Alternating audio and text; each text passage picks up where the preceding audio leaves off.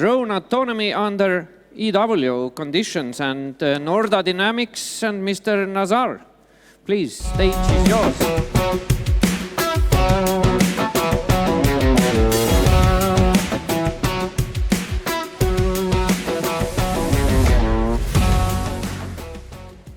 Hello, everyone. Thank you very much for having me here in Tallinn, Estonia. My name is Nazar Bigun. I am a CEO and co-founder of NORDA Dynamics. We are building drones autonomy software in no GPS environment. First of all, I want to say words of gratitude from my country to Estonia, who supports us a lot. We really feel it. I was walking Tallinn these days and seeing a lot of Ukrainian flags, and it's very kind, and we really feel this support on daily basis. So thank you very much for that. What we are doing, and the topic I want to share today, is the rise of drone autonomy and the lessons learned based on my journey. As you probably know, drones account for over 50% of all strike activity on the front line nowadays, and around 10,000 drones used daily on the front line. Our deep strike drones destroyed the critical infrastructure of Russia. Our cheap naval drones sink $100 million ships of Russia. And our ground drones in some brigades are responsible for more than 90% of overall logistics. But how it all started? To me personally, it all started back in 2014 when Russia annexed Crimea and invaded Donetsk and Luhansk regions. So I immediately started volunteering for our armed forces, helping, due to my master degree in physics and software engineering background, I was mainly helping our armed forces with different kinds of devices, like night vision, thermal vision, reconnaissance drones, etc. And when the full-scale invasion happened, I already had a quite solid amount of military units I was working with, and simultaneously I received like hundreds of requests. So being unable to handle it on my own, I started searching for people who can help me with that. And this is where I found a few people, and we started the charity called Help a Hero, which was, again, mainly helping our military units with different types of devices. But then the breaking point happened. I call it the date when it all started. It's June 10th of 2022. I think it was the first ever video captured of FPV drones striking the Russian position. So it's definitely not the first drone that was used for this purpose, but this video became viral, and I call it the turning point. Half a year passed, and in our charity we received the first request from military units to deliver FPV drones to them, so it was quite new to us. And we started searching where we can buy those drones. So we came to a few drone manufacturers in Ukraine, and they said, like, pay us now, wait 3-6 months, and we're going to provide you the drones because our queue is huge, because the topic became so hot. So we thought that probably in 3-6 months we could do it our own, and this is when we started our drone manufacturing, which still operates and produces around 200-300 drones per month. But our main target was not to scale the production, because we had zero experience in manufacturing scaling, but as engineers, we started to dive deeper into the topic, and we were trying to understand why the efficiency is so low. At that point, so it's like end of 2022, or the mid of 2023, the efficiency was like 8–10%. So you can imagine 1 in 10, 1 in 12 drone reaching the target. We identified the main problems, which were the radio horizon, the electronic warfare, or the unexperienced pilots, because they used to control this DJI Mavic with fancy stabilization. But if you try the flying the FPV drone, it's completely different stuff. So we started thinking how we can solve the problem, and the logical solution was the so-called terminal guidance system, or the last mile targeting system. It's the system that helps you to deliver the drone toward the target even if the connection is dropped. So again, we started looking where we can buy such systems, but we found only one, I would say, early MVP product in Ukraine and few very expensive foreign product, and it completely doesn't make sense to install like 10,000 drone system to $500 drones. So we understood there is the problem to solve, there is a market, and we started developing our own system. So by the end of 2023, basically 6 months after we started, we already deployed first few hundred examples of our system on the front line. And we destroyed our first armored vehicle, and I want to emphasize that this is the first time when the drone is being controlled by computer, flying towards the target and destroying the target, not the human. Since then, we sold more than 50,000 licenses to our software. Actually, it's getting closer to 60,000. We integrated with more than 30 drone manufacturers in Ukraine and with a few abroad. And we increased the hit rate of the drones with our system to 78%. This is the current statistic we have.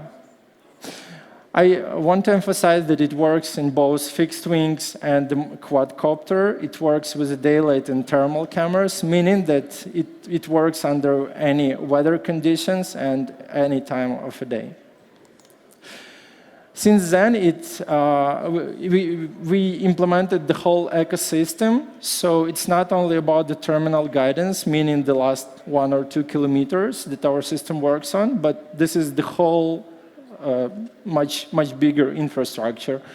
This is the watchdog, which is command and control to plan to build the missions. This is NIRA as the micro air defense, micro rocket air defense to protect these command and control centers. This is the stable link, which is optical stabilization system that is mainly used for the repeaters. It's crucial for them to just stand still and hold the position as carefully as possible to establish the good connectivity to the strike drones. And then there is Underdog and Dark Soul. Underdog is terminal guidance that I already explained, and the Dark Soul is our fully autonomous solution for the mid and deep strike missions. But what teams in Ukraine are working on today? So on the left side, you can see the fancy AI-generated picture with the amazing command and control center where one pilot can control multiple drones. It's approximately 15 there. On the right side, picture is not that fancy, but those are the drones with the systems that can already perform such missions. So I want to explain what exactly we have at this moment. The one pilot unit can take off multiple drones, let's say 10, simultaneously. They will fly to the zone of interest with no GPS. They will stop by in this zone whenever they reach it, and they will start searching for the targets. They will find one or multiple targets in the zone. They will select the target based on the priority, and they will hit this target with or without the confirmation of the pilot. It is what already exists. And in the 6 months, we're going to have mass deployment of this technology on the front line because it's very close to going to production. The point of no return. So let me predict the nearest future in 1 and 5 years.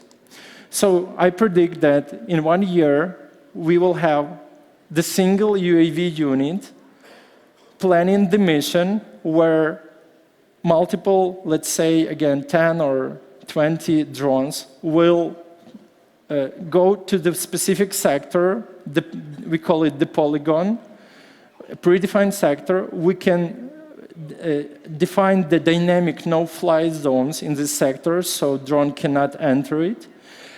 It will get there without the GPS. It will patrol the zone, searching for targets.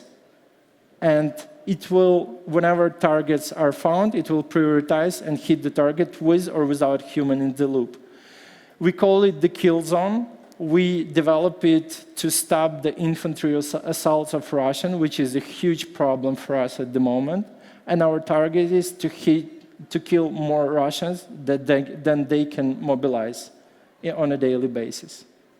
On the operational or strategic level, I envision that we will have first fully autonomous mid and deep strike, meaning that drone, the fixed-wing drone with the payload, with no GPS, will fly, let's say, 100 or 150 or 200 kilometers to the area of interest. In that area, it will start searching for the target, probably easy to find, let's say, oil refinery or some not accurately masked tank or any other technique, and it will automatically engage toward the target and destroy it with no human in loop. My prediction of the future in horizon of 5 years. So I predict that on a tactical level, the fully autonomous swarm of 10 or more drones will, in GPS-denied environment, reach the area of interest. They're going to find one or many targets. They will prioritize the targets. They will communicate between each other and decide who hits what target to do the max damage in the area. So imagine the military base being attacked by hundreds of these tiny babies. What is the protection? So probably there are two ways to protect yourself. There is either kinetical destroyment, but most likely going to destroy, in best scenario, half of them. Half of them are going to reach the target. Or it's electromagnetic impulse, probably quite efficient. We've seen recently the videos of of such machine destroying like 10 or 15 drones simultaneously. However, I am quite sure that not all the strategic objects can be protected by such machines because they consume a lot of energy. They have to be quite powerful, quite expensive, etc. On the operational or strategic level, I foresee the fully autonomous fixed-wing swarm strike in the distance up to whatever, 200 kilometers, let's say, when there are going to be detection of well-hidden targets. It will be prioritization between 10 or 20 fixed-wing drones, and they're going to hit the target from different angles to do the max damage. And it will be like super efficient, and it will suppress the enemy air defense as is. So my main message for today, we created the monster, but we are forced to do so. And whoever first develops the autonomous swarm will get the new nuclear weapon of our time. The technology is so powerful that I'm always having this thought in mind because I understand what will happen if Russians will develop such technology first.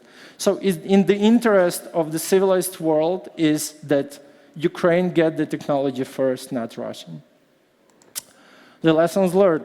This is the name of my topic for today. So I'll share a few lessons that I've personally learned, my company learned, and probably have to be useful for a country as well. So I split it into two categories.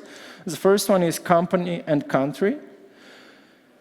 And I want to emphasize, first of all, strategic selection of wrong core technology can make your weapon useless. If you're a weapon producer, please, very carefully choose the core technologies of your product.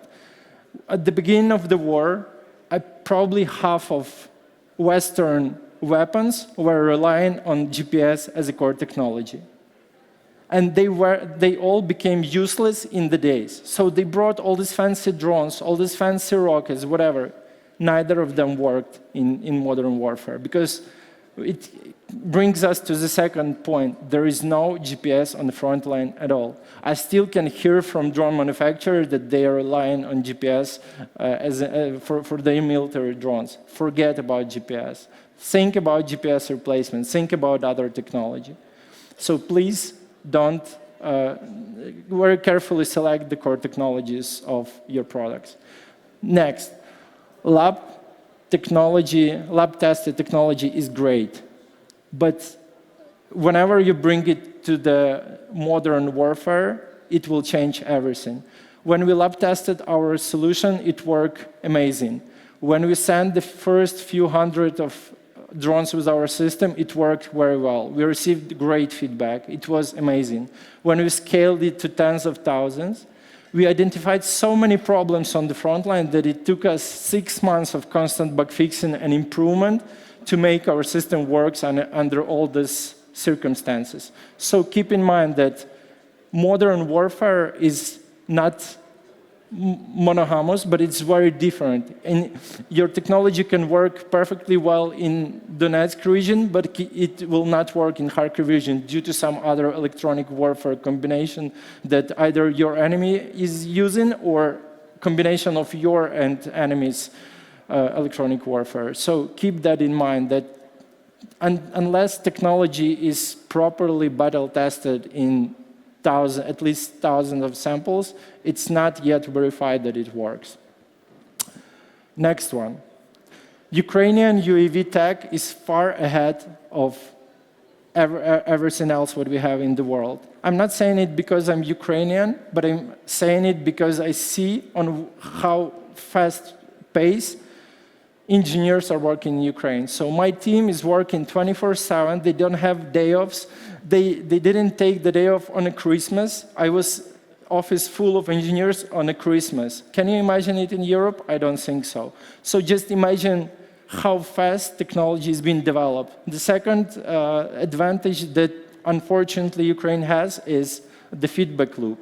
So the fastest feedback loop we had, it took us 28 minutes from the moment we developed the feature till it was first tested on the battlefield. Just imagine the speed of development of such technologies. And the price. So this is the economy of war. I understand that Ukraine is not the richest country in the world. I know that for us, the price is crucial, but it is crucial for you as well. This war has already proved that 100 or 1,000 pieces of cheap crap with very average efficiency gonna beat your 100 million Wunderwaffe. Don't build $1 billion linkers anymore because it's gonna be synced in a days. So think about price whenever you develop something. Always keep the price in mind. And the last but not least, or maybe even the most important, we in Ukraine have the separate UAV units as a separate kind of military unit, right? We have UAV units embedded into our brigades, into our battalions, etc. So basically UAVs are everywhere. The same comes with UGVs as well.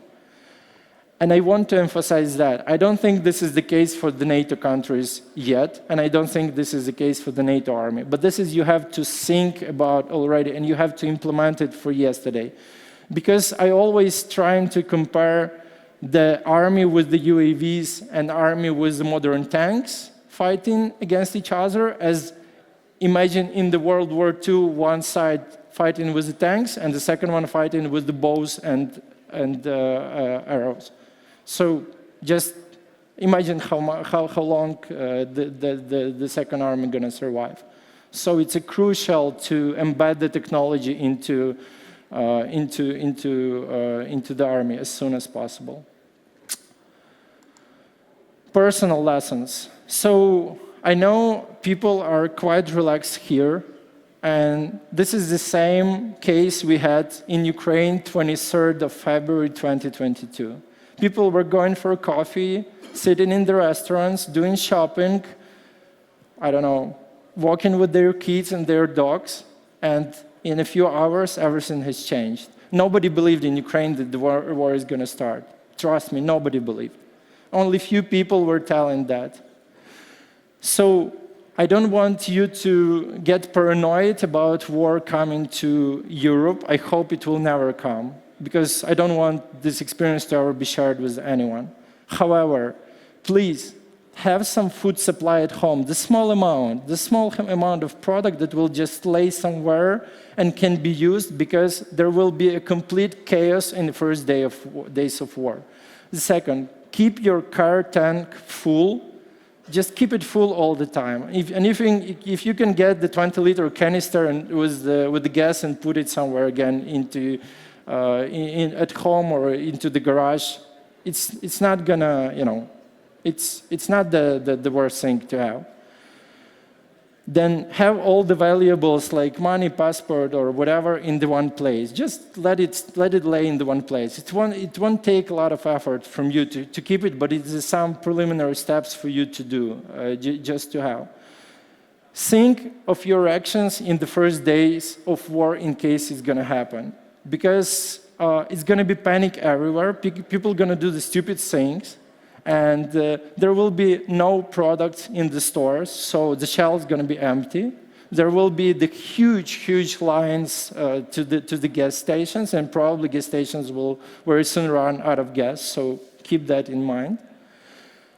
Discuss the plans with your neighbors. Your neighbors in the first day probably going to be people you will reduce stress with, so it's very important to discuss your plans with them, just in the case the war is going to happen. So what they plan to do, what you plan to do, and to share, maybe to have some shared plans, I don't know. And whenever war starts, you're going to have two ways of action. You either run or you fight. So in both cases, you have to have a plan. In case of running, build your escape routes, because the main roads will be overloaded with the cars and it will be not moving. So keep that in mind. Just use some secondary routes, build your route to the safe territory, and just have it in your Google Maps saved or in your mind. Or if you decide to fight, please already start thinking what military unit you want to join. Think about what technologies they use. Maybe some units already started using the UAVs. Probably this is the way to go. This is the units you want to join. Maybe if you have somebody inside, speak to them. What is their plan? What is their strategy? What technologies they're already implementing? So this is very important for you to already have the unit that you're going to join, because again, it's going to be panic in the army as well. Yeah, so maybe sorry for a bit pessimistic, but I don't want to scare any of you, but rather I want you to be prepared in case something is going to happen. Hopefully it will never happen with your country. Here is the QR code where you can find the more useful information about our company and our technology, my personal LinkedIn website and email. So in case you're interested, please reach me. Thank you very much for your attention, and if any questions, I'm happy to address that. Thank you.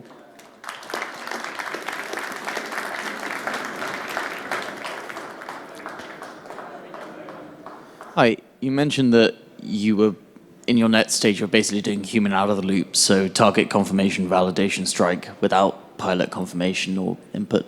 Could you just expound on that a little bit? Yeah, well, in terms of technology, you must understand that enabling or disabling the human confirmation is as simple as true-false parameter in the configuration, right? So you can either turn it on or turn it off. There is an NATO doctrine, the latest review of weapons, that forbids AI to decide without the human. However, if you are sure that your drone is going to operate in the particular area where there are the only legal military targets, probably you don't need the really confirmation because you're going to be satisfied with destroying any enemy in the square. So this is as easy as that. Next. Hi. How do you think about topics such as false positives? Technology is improving. I can see that the confidence of ML models that are being trained in Ukraine is getting higher. There is always a chance, but in the most of military targets, I can see that our models achieved already 90+% proximity, so it's quite high confidence already. Hi. How do you differentiate between friend versus foe in the kill zone currently, if it's in fully autonomous mode? Can you please repeat the question? I can't. How do you differentiate friend versus foe in the fully autonomous kill zone right now, if there is no clear line and you have different units in different sections, for instance? So you do not really differentiate because for the recognition model is basically the same. The very important thing, however, is some kill zone distance nowadays can be up to 40 kilometers already. At some places, it's smaller. It's up to, I don't know, 8 kilometers, 4 kilometers. So it depends on the area. Your confidence to meet the friend or enemy is different. So in the narrow areas, when there can be high possibility of your units performing some operations, you always rely on confirmation by the pilot, by the UAV unit. In the areas of wider areas, when you're confident that there are no friends there is high, you can delegate the responsibility to AI to destroy anything that comes to the area. So. Okay, last question.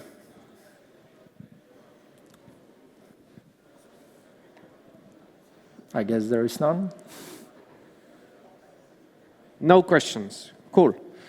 Thank you Thank you so for much. having me. Дякую. Дякую. Слава Україні.